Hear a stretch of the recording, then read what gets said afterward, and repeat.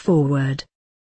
The Book of Lies, first published in London in 1913, Alistair Crowley's little masterwork, has long been out of print. Its reissue with the author's own commentary gives occasion for a few notes.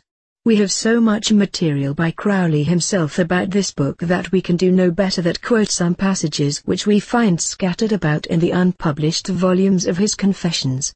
He writes, "Nonetheless, I could point to some solid achievement on the large scale, although it is composed of more or less disconnected elements. I refer to the Book of Lies. In this there are 93 chapters. We count as a chapter the 2 pages filled respectively with a note of interrogation and a mark of exclamation.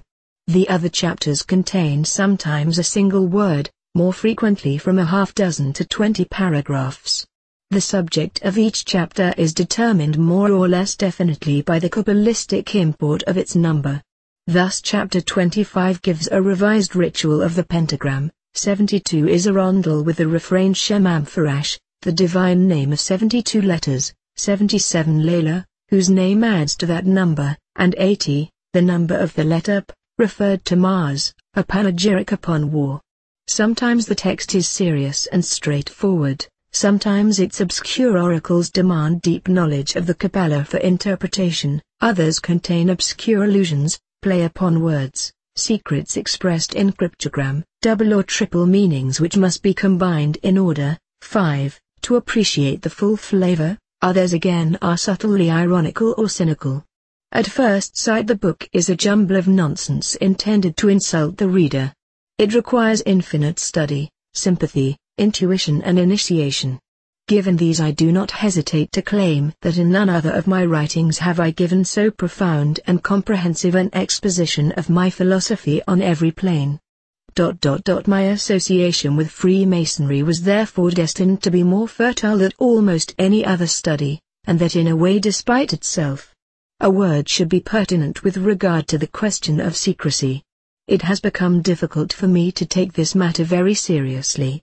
Knowing what the secret actually is, I cannot attach much importance to artificial mysteries. Again, though the secret itself is of such tremendous import, and though it is so simple that I could disclose it in a short paragraph, I might do so without doing much harm. For it cannot be used indiscriminately. I have found in practice that the secret of the OTO cannot be used unworthily. It is interesting in this connection to recall how it came into my possession. It had occurred to me to write a book, The Book of Lies, which is also falsely called Breaks, the wanderings or falsification of the thought of Fratipaduraba, which thought is itself untrue. One of these chapters bothered me. I could not write it. I invoked Dionysus with particular fervor, but still without success. I went off in desperation to change my luck, by doing something entirely contrary to my inclinations. In the midst of my disgust, the spirit came over me, and I scribbled the chapter down by the light of a farthing dip. When I read it over, I was as discontented as before, but I stuck it into the book in a sort of anger at myself as a deliberate act of spite towards my readers. 6. Shortly after publication, the OHO outer head of the OTO came to me.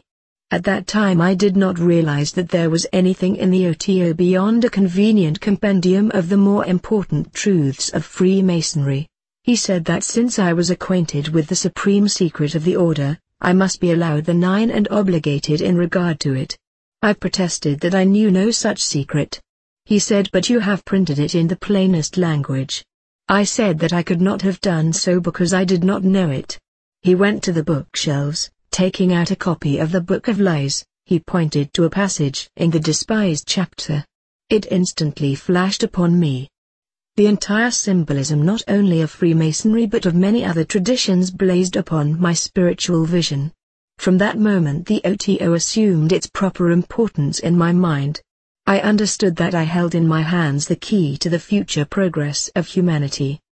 The commentary was written by Crowley probably around 1921. The student will find it very helpful for the light it throws on many of its passages. The editors,